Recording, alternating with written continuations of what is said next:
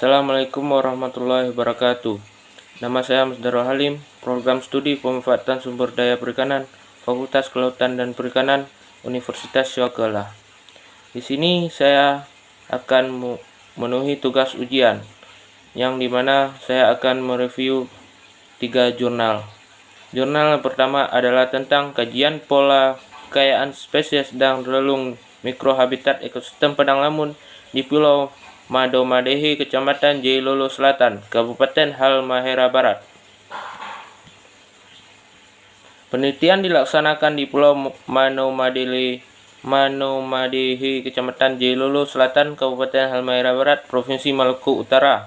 Sedangkan waktu pelaksanaannya pada bulan 5 sampai bulan Juli November 2018.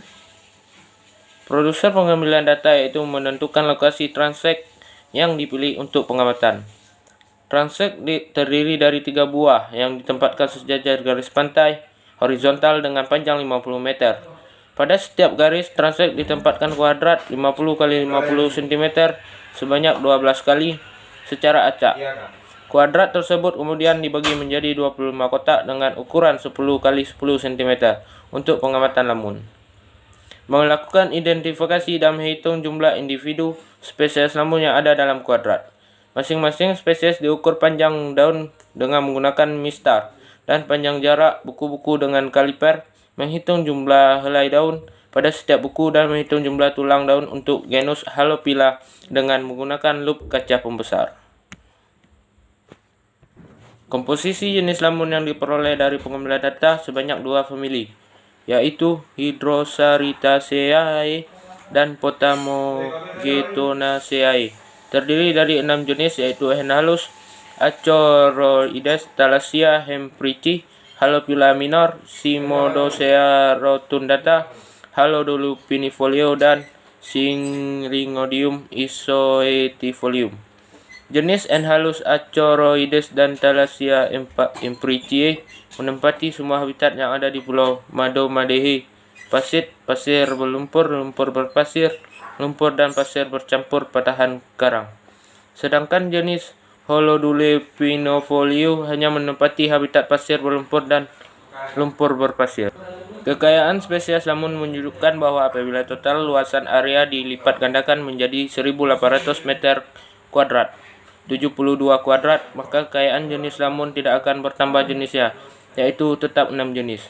Keanekaragaman jenis lamun baik tergolong sedang dan tidak ada jenis yang mendominasi serta penyebaran tiap jenis sangat merata.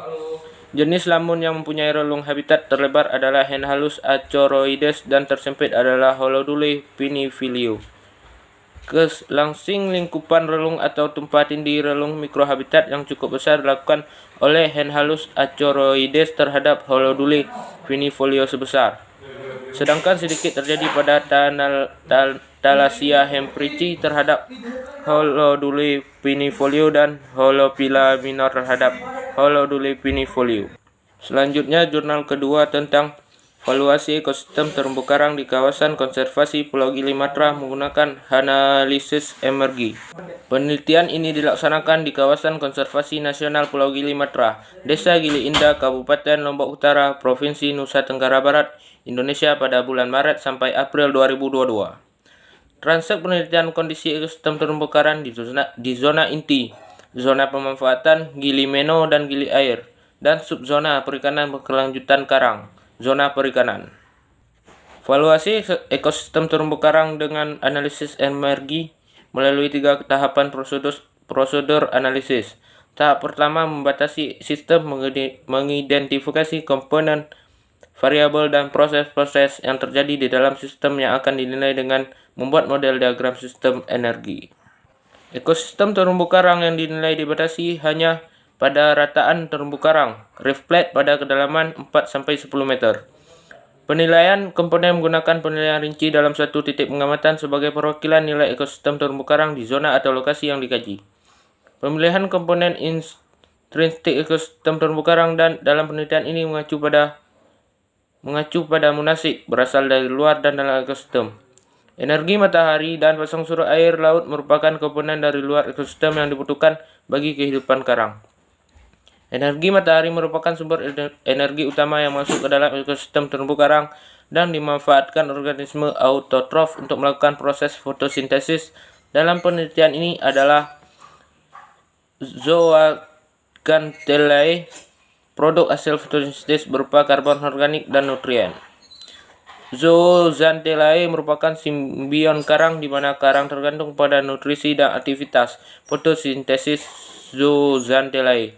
Sekitar 20 hingga 50 senyawa organik seperti glukosa, asam amino, dan senyawa lainnya yang dihasilkan kemudian dikirim ke hewan karang sebagai bahan bakar untuk proses metabolisme seperti pertumbuhan jaringan dan membangun kalsium karbonat. Selanjutnya adalah jurnal ketiga yang berjudul Karakter Anatomi Daun sebagai Bentuk Adaptasi Tumbuhan Penyusun Zonasi Mangrove di Banggai Kepulauan, Provinsi Sulawesi Selatan, Sulawesi Tengah. Penelitian ini dilaksanakan di kawasan Konservasi Nasional Pulau Gili Matra, Desa Gili Indah, Kabupaten Lombok Utara, Provinsi Nusa Tenggara Barat, Indonesia pada bulan Maret-April 2022. Pengambilan sampel penelitian daun dilakukan di kawasan mangrove yang berada di Pulau Peling dan Pulau Bakalan pada tanggal 25 Juni hingga 12 Juli 2019. Kedua pulau tersebut merupakan dua pulau utama di wilayah Kabupaten Banggai Kepulauan. Terdapat 4 titik kawasan ekosistem mangrove untuk pengambilan sampel.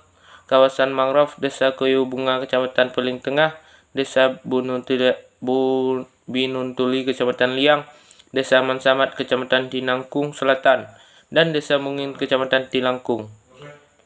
Lokasi keempat terletak di Desa Mungin berada di Pulau Bangkalan, sedangkan ketiga plot lainnya berada di Pulau Piling. Keempat plot tersebut mempunyai komposisi spesies yang berbeda. Keanekaragaman spesies mangrove di Banggai Kepulauan dipengaruhi oleh kadar garam atau salinitas perairan laut yang berada di kawasan pesisir. Salinitas akan memiliki kadar tinggi apabila masukkan air tawar dari sungai sedikit. Namun sebaliknya, apabila terdapat sungai besar yang bermuara di wilayah estuari akan mengurangi kadar garam yang masuk ke wilayah mangrove. Seluruh spesies berdaun hipostomatik stomata berada di permukaan bawah daun, kecuali L. littorea, L. racemosa, dan S. alba yang bertipe amfistomatik berada di kedua permukaan daun. Tipe stomata pada umumnya bertipe anomositik, anisositik, siklosistik, tapi terkadang jumpai stomata bertipe staurositik.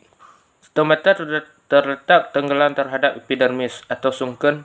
Hanya stomata pada A lantai yang sulit diamati karena lapisan sel epidermis tertutup oleh trikoma glandular sangat rapat.